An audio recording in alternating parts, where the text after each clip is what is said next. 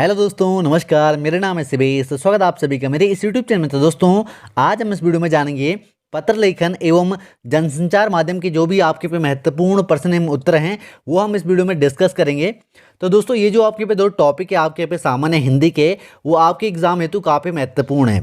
इस टॉपिक से आपके पे 2 से लेके 3 प्रश्न आपके पे हर एग्जाम में आपके पे पूछे जाते हैं, ठीक है। और अभी आप यहाँ पे रिसेंट में आपके एग्जाम है, जैसे कि पटवारी हो गया, फॉरेस्ट गार्ड हो गया, उसके बाद कनिष्ठ सहायक है। इस प्रकार से आपके पे 2023 में आपके पे बहुत सारे आपके पे एग्जाम हैं। तो इन एग्जामों के लिए दोस्तों ये जो वीडियो है काफ़ी महत्वपूर्ण है।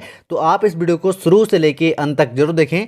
और दोस्तों, अगर आपने इस वीडियो को अभी तक लाइक नहीं किया है तो लाइक कर दीजिए। अगर आप मेरे चैनल पर नए आए हैं तो चैनल को सब्सक्राइब करके बेल आइकन पर प्रेस कर लें, जिससे कि आपको मेरे हर वीडियो की नोटिफिकेशन सबसे पहले मिले और आप किसी भी भर्ती से यहाँ पे वंचित ना रह पाएं। तो चलिए दोस्तों, वीडियो को यहाँ पे शुरू करते हैं। तो दोस्तों, प्रश्न नंबर 1 है, सरकारी पत्र निम्नलिखित में से किसके अंतर्गत यहाँ पे आता है। तो ऑप्शन आप सभी के सामने यहाँ पे दे रखे हैं।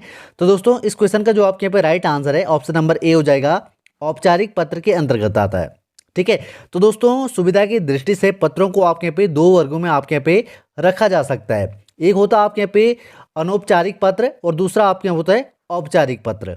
अनौपचारिक पत्र के अंतर्गत पारिवारिक जनों, सगे संबंधियों तथा मित्रों को लिखे जाने वाले पत्र यहाँ पे आते हैं। और औपचारिक पत्र के अंतर्गत आपके यहाँ पे सरकारी हो गया, अर्ध सरकारी होगा, गैर सरकारी हो गया, इन संदर्भों में लिखे जाने वाले पत्र यहाँ पे आते हैं, ठीक है।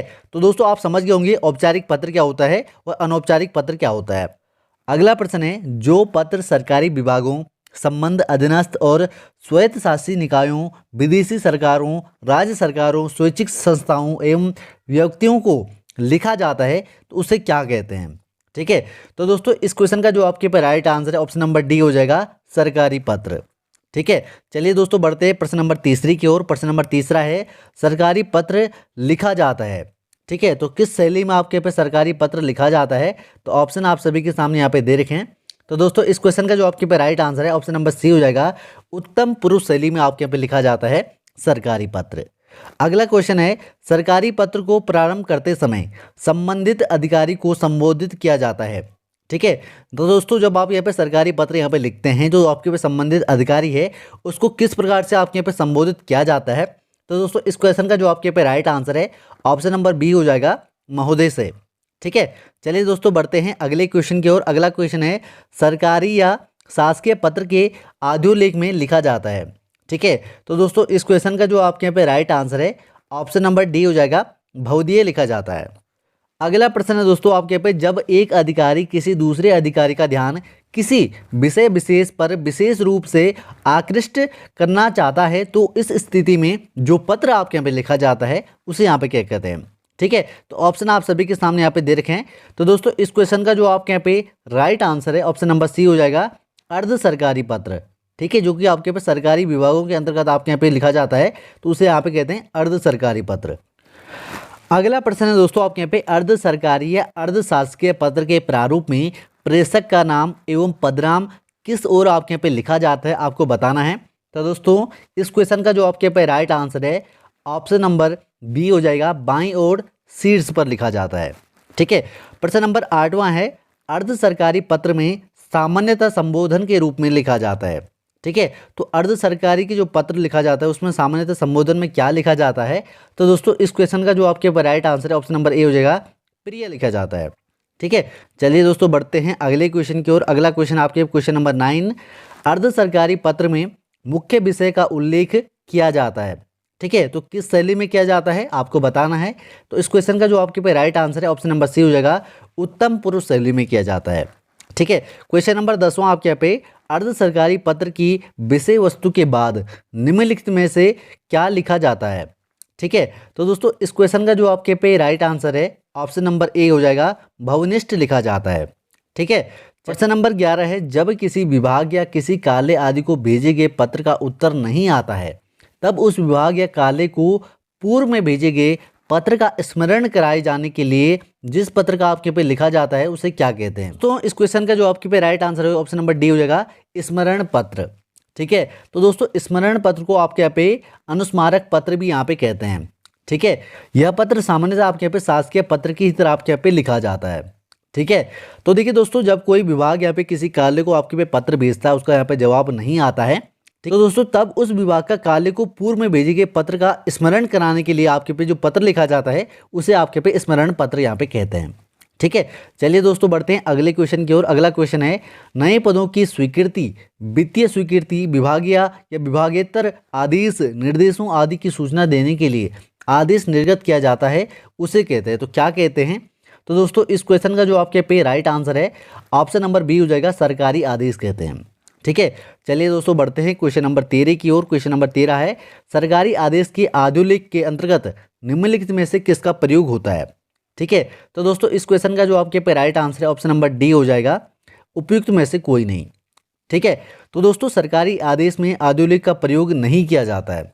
ठीक है, इसके अंतर्गत कोई भी आपके पे संबोधन भी आपके पे नहीं होता है। ठीक है, आप यहाँ पे ध्यान रखें। चलिए दोस्तों बढ़ते हैं अगले क्वेश्चन की ओर। किसी कार्य विशेष में कर्मचारियों की नियुक्ति, पदोन्नति, स्थायीकरण हो गया, स्थानांतरण हो गया, अवकाश स्वीकृति हो गया, अनुशासनिक कार्यवाही हो गया, कार्य विभाजन हो गया आदि के लिए निर्गत किए जाने वाले आदेश को क्या कहा जाता है? ठीक है, तो दोस्तों ऑप्शन आप सभी के सामने यहाँ पे दे रखे हैं। तो दोस्तों इस क्वेश्चन का जो आपके पे राइट आंसर है ऑप्शन नंबर ए हो जाएगा, कार्यालय आदेश। ठीक है, तो कार्यालय आदेश का प्रारूप सरकारी आदेश की ही भांति आपके पे होता है। इसमें संबोधन और आद्योलिक का आपके पे प्रयोग नहीं किया जाता है। ठीक है, चलिए दोस्तों बढ़ते हैं अगले प्रश्न की ओर। अगला प्रश्न आपके यहाँ पे, कार्यालय ज्ञापन जिसका प्रयोग एक विभाग से दूसरे विभाग तथा अपने संबंध एवं अधीनस्थ कार्यों के साथ आपके पे होता है, में आद्योलिक के अंतर्गत निम्नलिखित में से किसका प्रयोग आपके यहाँ पे किया जाता है? तो दोस्तों इस क्वेश्चन का जो आपके पे राइट आंसर है ऑप्शन नंबर डी हो जाएगा, उपयुक्त में से कोई नहीं। तो देखिए दोस्तों, जो आपके पे कार्यालय ज्ञापन होते हैं उसमें जो आपके पे अद्योलिक यानी कि समापन सूचक शब्द होते हैं जैसे कि भवदीय, इसका प्रयोग आपके यहाँ पे नहीं किया जाता है। इसमें आपके पे संबोधन सूचक का भी यानी कि महोदय शब्द का भी आपके पे प्रयोग नहीं किया जाता है। ठीक है, क्वेश्चन नंबर 16 है, जब किसी वरिष्ठ अधिकारी को एक ही सूचना एक से अधिक अधीनस्थ अधिकारियों कार्यों को एक साथ भेजनी होती है तो प्रेषक अधिकारी जिस पत्र का आपके पे प्रयोग करता है उसे कहते हैं। ठीक है, तो दोस्तों उसको क्या पत्र कहते हैं? तो दोस्तों इस क्वेश्चन का जो आपके पे राइट आंसर है ऑप्शन नंबर सी हो जाएगा, परिपत्र। ठीक है, तो दोस्तों अगर कोई अधिकारी आपके यहाँ पे एक सूचना को अधिक अधिकारियों अधीनस्थ अधिकारियों को आपके पे भेजनी होती है तो उसे यहाँ पे परिपत्र यहाँ पे भेजना पड़ता है। अगला प्रश्न है, सरकारी गजट में जनसाधारण की जानकारी के लिए प्रकाशित होने वाले आलेख को क्या कहते हैं? तो दोस्तों इस क्वेश्चन का जो आपके पे राइट आंसर है ऑप्शन नंबर ए हो जाएगा, अधिसूचना। प्रश्न नंबर 18 है, किसी भी विचाराधीन पत्र अथवा प्रकरण को निपटाने के लिए उस पर जो राय, मंतव्य अथवा आदेश निर्देश दिया जाता है तो उसे यहाँ पे क्या कहते हैं? तो दोस्तों इस क्वेश्चन का जो आपके पे राइट आंसर है ऑप्शन नंबर डी हो जाएगा, टिप्पण। ठीक है, चलिए दोस्तों बढ़ते हैं अगले प्रश्न की ओर। अगला प्रश्न है, टिप्पण का मुख्य उद्देश्य है। ठीक है, तो टिप्पण का मुख्य उद्देश्य आपके पे क्या होता है? तो दोस्तों इस क्वेश्चन का जो आपके पे राइट आंसर है ऑप्शन नंबर सी हो जाएगा, मामलों को नियमानुसार आपके पे निपटाना। ठीक है, प्रश्न नंबर 20 है आपके यहाँ पे, टिप्पण लेखन कितने प्रकार का आपके यहाँ पे होता है? ठीक है, तो ये क्वेश्चन आपके एग्जाम में भी आपके पूछा गया है। तो दोस्तों इस क्वेश्चन का जो आपके पे राइट आंसर है ऑप्शन नंबर बी हो जाएगा, 2 प्रकार का। ठीक है, तो टिप्पण लेखन मुख्यतः आपके यहाँ पे 2 प्रकार का होता है। ठीक है, इसमें आपके पहला होता है सहायक स्तर पर टिप्पण लेखन और दूसरा होता है आपके यहाँ पे अधिकारी स्तर पर आपके पे टिप्पण लेखन। ठीक है, अगला प्रश्न है, टिप्पण लेखन होना चाहिए। ठीक है, तो टिप्पण लेखन आपके यहाँ पे कैसा होना चाहिए? तो इस क्वेश्चन का जो आपके पे right answer option number D हो जाएगा, उपयुक्त सभी विशेषताओं वाला। तो दोस्तों टिप्पण आपके पास संक्षिप्त भी होना चाहिए, विषय संगत भी होना चाहिए और क्रमबद्ध भी होना चाहिए। तो ये सभी गुण आपके यहाँ पे टिप्पण में होने चाहिए। अगला प्रश्न है, टिप्पण लिखा जाता है, टिप्पण किस शैली में आपके यहाँ पे लिखा जाता है आपको बताना है। तो दोस्तों इस क्वेश्चन का जो आपके पे राइट आंसर है ऑप्शन नंबर सी हो जाएगा, अन्य पुरुष शैली में आपके यहाँ पे लिखा जाता है टिप्पण। प्रश्न नंबर 23 है, आवश्यक कार्रवाई के लिए किए गए टिप्पण के बाद लिए गए निर्णय को संबंधित पक्ष तक पहुंचाने वाले पत्र का खाका या कच्चा रूप तैयार करना कहलाता है। तो क्या कहलाता है? तो दोस्तों इस क्वेश्चन का जो आपके पे राइट आंसर है ऑप्शन नंबर बी हो जाएगा, प्रारूपण। अगला प्रश्न है, प्रारूपण का संबंध है। ठीक है, तो दोस्तों इस क्वेश्चन का जो आपके पे राइट आंसर है ऑप्शन नंबर ए हो जाएगा, टिप्पण लेखन से। अगला प्रश्न है, आवृत्ति का उत्तर देने के लिए तैयार पत्र का अनुमोदन किया जाता है। ठीक है, तो दोस्तों इस क्वेश्चन का जो आपके पे राइट आंसर है ऑप्शन नंबर सी हो जाएगा, उच्च अधिकारी द्वारा आपके यहाँ पे किया जाता है। ठीक है, प्रश्न नंबर 26 है, नोट शीट निम्नलिखित में से किसमें प्रयुक्त होती है? तो दोस्तों इस क्वेश्चन का जो आपके पे राइट आंसर है ऑप्शन नंबर डी हो जाएगा, प्रारूपण में। ठीक है, प्रश्न नंबर 27 है, प्रारूपण के संबंध में निम्नलिखित में से कौन सा विकल्प असंगत है। ठीक है, तो दोस्तों इस क्वेश्चन का जो आपके पे राइट आंसर है ऑप्शन नंबर सी आपके पे राइट आंसर होगा। प्रारूपण में लंबे और बेझिल वाक्यों का प्रयोग किया जाना चाहिए। ठीक है, तो चलिए दोस्तों बढ़ते हैं अगले प्रश्न की ओर। अगला प्रश्न आपके पे सरकारी गैर सरकारी कार्यों, विद्यालयों, संगठनों इत्यादि में घटित होने वाली विशेष घटनाओं, समारोह, निरीक्षण इत्यादि पर आधारित तैयार किए गए प्रमाणिक विवरण को कहते हैं। तो क्या कहते हैं? तो दोस्तों इस क्वेश्चन का जो आपके पे राइट आंसर है ऑप्शन नंबर ए हो जाएगा, प्रतिवेदन कहते हैं। प्रश्न नंबर 29 है किसी भी उत्पाद यानी कि प्रोडक्ट, किसी भी विचार अथवा सेवा को बेचने या प्रचारित एवं प्रसारित करने के लिए प्रयुक्त मुद्रित अथवा मौखिक साधन कहलाता है। तो क्या कहलाता है? तो दोस्तों इस क्वेश्चन का जो आपके पे राइट आंसर है ऑप्शन नंबर बी हो जाएगा, विज्ञापन। ठीक है, अगला प्रश्न है दोस्तों आपके पे प्रश्न नंबर 30वां। बैठक में उपस्थित व्यक्तियों के पदानुसार नाम, उनकी राय का पूरा विवरण सहित कार्य सूची में रेखांकित कार्यों पर हुए विचार विमर्श का संक्षिप्त विवरण कहलाता है। तो क्या कहलाता है? तो इस क्वेश्चन का जो आपके पे राइट आंसर है ऑप्शन नंबर सी हो जाएगा, कार्यवृत्त कहलाता है। ये जो आपके पे 30 प्रश्न थे आपके पे पत्र लेखन से थे। अब जो आगे यहाँ पे प्रश्न होंगे वो आपके यहाँ पे जनसंचार माध्यम के आपके पे प्रश्न होंगे। ठीक है, तो प्रश्न नंबर 1 आपके यहाँ पे सूचनाओं का आदान प्रदान कहलाता है। तो दोस्तों सूचनाओं का आदान प्रदान कहलाता है ऑप्शन नंबर ए, संचार। ठीक है, प्रश्न नंबर दूसरा है संचार शब्द का अंग्रेजी प्राय है। तो अंग्रेजी में संचार को क्या कहा जाता है? तो दोस्तों इस क्वेश्चन का राइट आंसर होगा ऑप्शन नंबर सी, कम्युनिकेशन। ठीक है, चलिए दोस्तों बढ़ते हैं अगले प्रश्न की ओर। अगला प्रश्न है संप्रेषक और श्रोता के बीच सूचनाओं का आदान प्रदान होता है। ठीक है, तो उसको यहाँ पे क्या कहते हैं? तो इस क्वेश्चन का जो आपके पे राइट आंसर है ऑप्शन नंबर बी हो जाएगा, संचार माध्यम के द्वारा। अगला प्रश्न है संचार माध्यमों का प्रमुख प्रयोजन क्या है? तो दोस्तों इस क्वेश्चन का जो आपके पे राइट आंसर है ऑप्शन नंबर ए हो जाएगा, सूचना को जन सामान्य तक आपके पे पहुंचाना। ये आपके पे संचार माध्यमों का प्रमुख प्रयोजन होता है। ठीक है, प्रश्न नंबर 5 है जनसंचार के आधुनिक माध्यमों को प्रमुख रूप से कितने भागों में विभाजित किया जा सकता है? तो दोस्तों इस क्वेश्चन का जो आपके पे राइट आंसर है ऑप्शन नंबर डी हो जाएगा, 2 भागों में। ठीक है, तो देखिए दोस्तों जनसंचार के आधुनिक माध्यमों को 2 भागों में आपके पे विभक्त किया जा सकता है। ठीक है, सबसे पहले आपके यहाँ पे मुद्रण, ठीक है, और दूसरा होता है आपके यहाँ पे प्रसारण। ठीक है, तो दोस्तों ये 2 आपके पे माध्यम होते हैं आपके पे जनसंचार के। ठीक है, सबसे पहले हम बात करते हैं आपके यहाँ पे मुद्रण माध्यम की, यानी कि प्रिंट मीडिया। ठीक है, तो इसके अंतर्गत आपके यहाँ पे कौन कौन से आते हैं? तो देखिए दोस्तों समाचार पत्र हो गया, पत्र पत्रिकाएं हो गया, पोस्टर हो गया, पैम्पलेट इत्यादि यहाँ पे मुद्रण माध्यम के अंतर्गत आपके यहाँ पे आती हैं। दूसरा होता है आपके पे प्रसारण। प्रसारण जो आपके पे माध्यम होता है इसके अंतर्गत आपके पे यानी कि इलेक्ट्रॉनिक्स मीडिया, इसमें आपके पे 2 वर्गों में आपके पे विभाजित किया गया है। सबसे पहले होता है आपके पे श्रव्य, जिसे आपके पे सुना जाता है। दूसरा आपके यहाँ पे होता है दृश्य। ठीक है, अब देखिए दोस्तों श्रव्य और दृश्य आपके यहाँ पे अलग अलग हैं। ठीक है, और दोस्तों सर्वे में आपके पे कौन कौन से आते हैं? जैसे कि रेडियो हो गया, दूरभाष यानी कि टेलीफोन हो गया, सेल्यूलर फोन हो गया, ये आपके पे आते हैं श्रव्य माध्यम के अंतर्गत। और दृश्य माध्यम के अंतर्गत आपके पे दूरदर्शन हो गया, कंप्यूटर हो गया, ठीक है, फिल्म हो गई, फैक्स ईमेल हो गया या वीडियो हो गई, ये आते हैं आपके यहाँ पे क्या, दृश्य माध्यम के अंतर्गत। तो इस प्रकार से आपके पे जनसंचार के आधुनिक माध्यमों के अंतर्गत आपके पे बांटा गया है। ठीक है, अगला आपके यहाँ पे निम्नलिखित में प्रसारण का सर्वे माध्यम है। अब देखिए दोस्तों मैंने आपको सर्वे माध्यम बताया था। तो दोस्तों इस क्वेश्चन का जो आपके पे right answer option number B हो जाएगा, रेडियो। तो दोस्तों रेडियो को क्या करते हैं? हम सुन सकते हैं। ठीक है, तो इसी आपके पे सर्वे माध्यम के अंतर्गत आपके पे आता है। अगला प्रश्न है आपके यहाँ पे आधुनिक प्रसारण माध्यम के अंतर्गत निम्नलिखित में से कौन सा दृश्य माध्यम है? ठीक है, तो दोस्तों इस क्वेश्चन का जो आपके पे राइट आंसर है ऑप्शन नंबर ए हो जाएगा, कंप्यूटर। ठीक है, तो कंप्यूटर क्या है आपके यहाँ पे दृश्य माध्यम के अंतर्गत आपके यहाँ पे आता है, और बाकी जो आपके पे अन्य है वो आपके पे श्रव्य माध्यम के अंतर्गत आपके यहाँ पे आते हैं। अगला प्रश्न है भारत की सर्व प्रमुख और एशिया की सबसे बड़ी संवाद समिति कौन सी है? तो दोस्तों इस क्वेश्चन का जो आपके पे राइट आंसर है ऑप्शन नंबर सी होगा, प्रेस ट्रस्ट ऑफ इंडिया। ठीक है, अगला प्रश्न है डेस्क के लिए समाचारों की आपूर्ति कौन करता है? तो दोस्तों इस क्वेश्चन का जो आपके पे राइट आंसर है ऑप्शन नंबर बी हो जाएगा, रिपोर्टर। प्रश्न नंबर 10वां है भारत सरकार के सूचना एवं प्रसारण मंत्रालय ने ऑल इंडिया रेडियो का नाम आकाशवाणी रखने का ज्ञापन निर्गत किया था। तो कब किया गया था?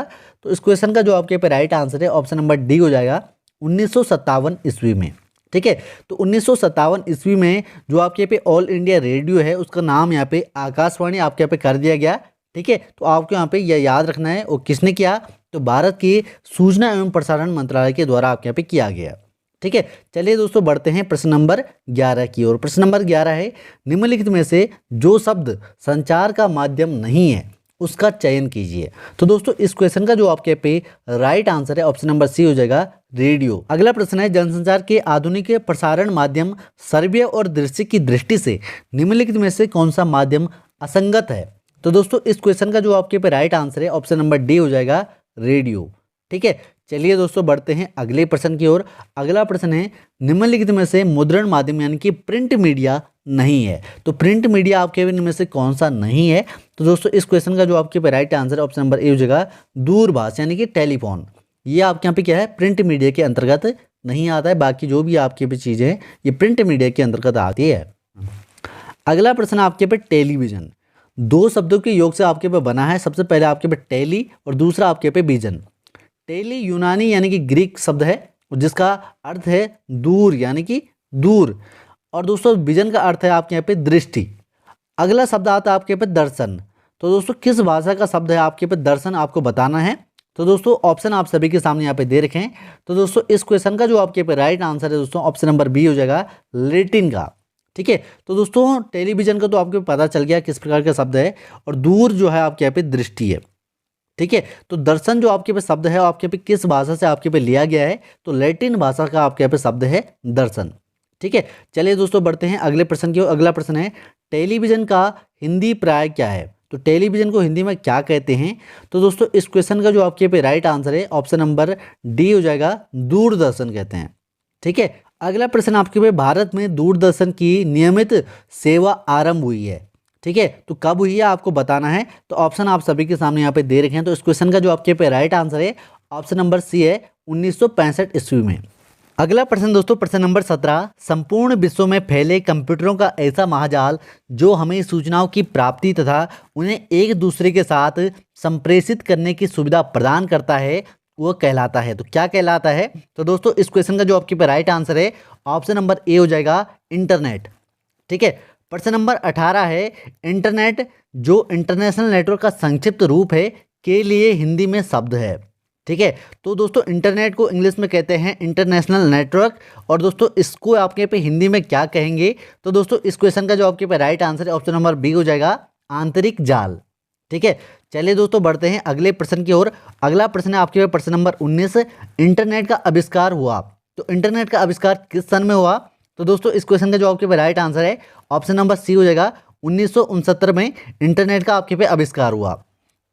प्रश्न नंबर 20 है, ईमेल किस जनसंचार माध्यम के अंतर्गत आता है? तो दोस्तों ऑप्शन आप सभी के सामने यहाँ पे दिए गए हैं।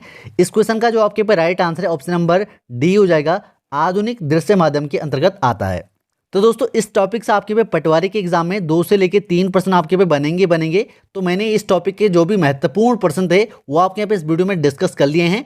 ठीक है, हो सकता है आपके यहाँ पे इन प्रश्नों में से 2-3 प्रश्न आपके पे बन जाएं। तो दोस्तों अगर आपके यहाँ पे वीडियो अच्छी लगी तो वीडियो को लाइक जरूर करें, और अपने सभी दोस्तों के साथ इस वीडियो को अधिक से अधिक शेयर जरूर करें। अगर आप मेरे चैनल पे यहाँ पर नए आए हैं तो चैनल को सब्सक्राइब करके बेल आइकन को प्रेस कर लें, जिससे कि आपको मेरे हर वीडियो की नोटिफिकेशन सबसे पहले मिले और आप किसी भी भर्ती से यहाँ पे वंचित ना रह पाएँ। तो चलिए दोस्तों फिर मिलता है आपके यहाँ पे अगली किसी नेक्स्ट वीडियो में। तब तक के लिए बाय, बेस्ट ऑफ लक, जय हिंद, वंदे मातरम।